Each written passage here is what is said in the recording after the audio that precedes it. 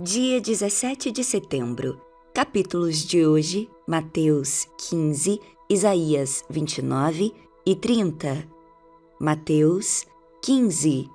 Então alguns fariseus e escribas vieram de Jerusalém até Jesus e perguntaram: por que os seus discípulos transgridem a tradição dos anciãos, pois não lavam as mãos quando comem? Jesus, porém, lhes respondeu: porque vocês também transgridem o mandamento de Deus por causa da tradição de vocês. Porque Deus disse: honre o seu pai e a sua mãe, e quem maldisser o seu pai ou a sua mãe seja punido de morte. Vocês, porém, dizem que se alguém disser ao seu pai ou à sua mãe: a ajuda que você poderia receber de mim é oferta ao Senhor, esse não precisará mais honrar os seus pais. E assim, vocês invalidam a palavra de Deus por causa da tradição de vocês. Hipócritas, bem profetizou Isaías a respeito de vocês, dizendo: este povo me honra com os lábios, mas o seu coração está longe de mim, e em vão me adoram, ensinando doutrinas que são preceitos humanos. E convocando a multidão, Jesus disse: escutem e entendam. O que contamina a pessoa não é o que entra pela boca, mas o que sai da boca. Isto sim contamina a pessoa. Então, aproximando-se dele, os discípulos disseram: sabia que os fariseus, ouvindo o que o Senhor disse, ficaram escandalizados? Mas ele respondeu: toda planta que meu Pai Celeste não plantou será arrancada. Esqueçam os fariseus, são cegos, guias de cegos. Ora, se um cego guiar outro cego, ambos cairão num buraco. Então Pedro disse a Jesus: explique-nos esta parábola. Jesus, porém, disse: vocês também ainda não entenderam? Não compreendem que tudo que entra pela boca desce para o estômago e depois é eliminado? Mas o que sai da boca vem do coração. E é isso que contamina a pessoa. Porque do coração procedem maus pensamentos, homicídios, adultérios, imoralidade sexual, furtos, falsos testemunhos, blasfêmias. São estas as coisas que contaminam a pessoa, mas o comer sem lavar as mãos não a contamina. Saindo dali, Jesus foi para a região de Tiro e Sidom, e eis que uma mulher cananeia que vinha daqueles lados clamava: Senhor, filho de Davi, tenha compaixão de mim. Minha filha está horrivelmente endemoniada. Jesus, porém, não lhe respondeu palavra. Então os seus discípulos, aproximando-se, disseram: mande-a embora, pois vem gritando atrás de nós. Mas Jesus respondeu: não fui enviado senão às ovelhas perdidas da casa de Israel. Ela, porém, veio e o adorou, dizendo: Senhor, ajude-me. Jesus respondeu: não é correto pegar o pão dos filhos e jogá-lo aos cachorrinhos. A mulher disse: é verdade, Senhor, pois os cachorrinhos comem das migalhas que caem da mesa dos seus donos. Então Jesus exclamou: mulher, que grande fé você tem, que seja feito como você quer. E desde aquele momento, a filha dela foi curada. Saindo dali, Jesus foi para junto do mar da Galileia e, subindo ao monte, assentou-se ali. E vieram a ele muitas multidões, trazendo consigo coxos, cegos, aleijados, mudos e muitos outros, e os deixaram junto aos pés de Jesus. E ele os curou. O povo ficou maravilhado ao ver que os mudos falavam, os aleijados recuperavam a saúde, os coxos andavam e os cegos viam, e glorificavam o Deus de Israel. Então Jesus chamou os seus discípulos e disse: tenho compaixão desta gente, porque já faz 3 dias que eles estão comigo e não tenho o que comer. E não quero mandá-los embora para casa em jejum, para que não desfaleçam pelo caminho. Mas os discípulos lhe disseram: onde haverá neste deserto pão suficiente para saciar tão grande multidão? Jesus perguntou: quantos pães vocês têm? Eles responderam: Só 7 pães e alguns peixinhos. Então, tendo mandado o povo assentar-se no chão, pegou os 7 pães e os peixes, e tendo dado graças, os partiu e deu aos discípulos, e estes distribuíram ao povo. Todos comeram e se fartaram, e dos pedaços que sobraram, recolheram 7 cestos cheios. Ora, os que comeram eram 4.000 homens, além de mulheres e crianças, e tendo despedido as multidões, Jesus entrou no barco e foi para o território de Magdã. Isaías 29. Mensagem a respeito de Jerusalém. Que aflição espera a Ariel, a cidade de Davi. Ano após ano celebram suas festas. Contudo, trarei calamidade sobre vocês, haverá muito choro e tristeza. Ariel se tornará exatamente o que significa seu nome, um altar coberto de sangue. Serei seu inimigo, cercarei Jerusalém e atacarei seus muros. Levantarei torres de cerco e a destruirei. Então das profundezas da terra você falará. Suas palavras virão do pó, sua voz sussurrará do chão como um fantasma chamado da sepultura. De repente, porém, seus inimigos mais cruéis serão esmagados como o mais fino pó. Seus muitos agressores serão expulsos como palha ao vento. De repente, num instante, eu, o Senhor dos Exércitos, entrarei em ação com trovão, terremoto e grande estrondo, com vendaval, tempestade e fogo consumidor. Todas as nações que lutam contra Ariel desaparecerão como um sonho. Os que atacam seus muros subirão como uma visão noturna. O faminto sonha que está comendo, mas ao acordar ainda sente fome. O sedento sonha que está bebendo, mas ao amanhecer ainda sente sede. Assim será aos seus muitos inimigos, aqueles que atacam o Monte Sião. Estão espantados? Não acreditam? Continuem cegos se quiserem. Estão entorpecidos, mas não é pelo vinho. Cambaleiam, mas não é por bebida forte. É porque o Senhor derramou sobre vocês um espírito de sono profundo. Fechou os olhos de seus profetas e videntes. Para eles, todos os acontecimentos futuros desta visão são um livro selado. Quando você o entregar aos que sabem ler, dirão: não podemos ler, pois está selado. Quando o entregar aos que não sabem ler, dirão: não sabemos ler.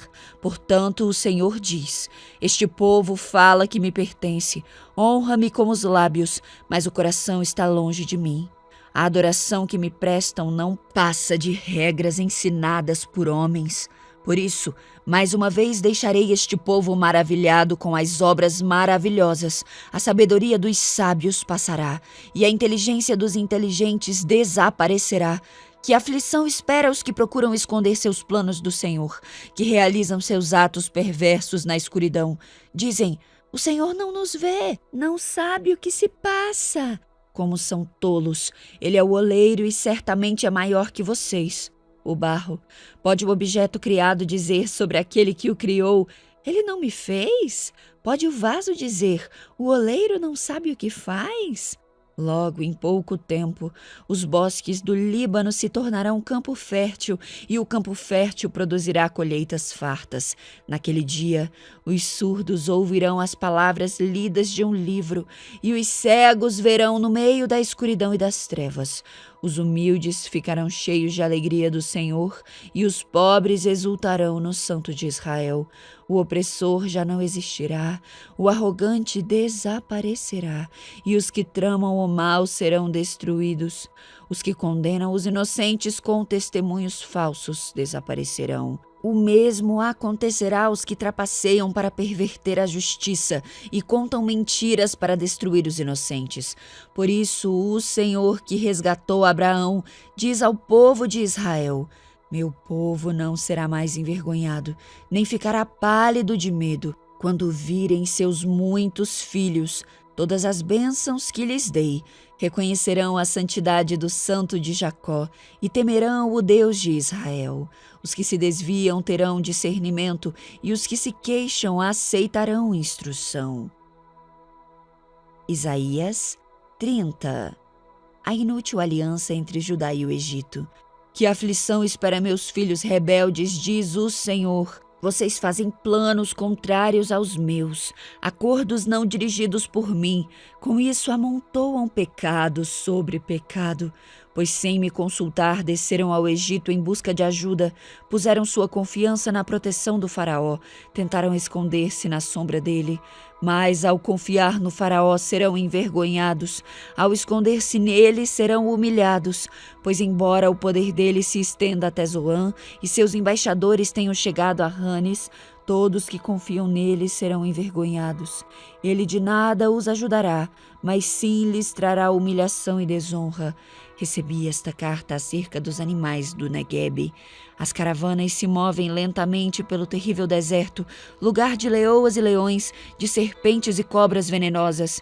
Seguem em direção ao Egito com jumentos carregados de riquezas, camelos levando muitos tesouros, pagamentos em troca de proteção.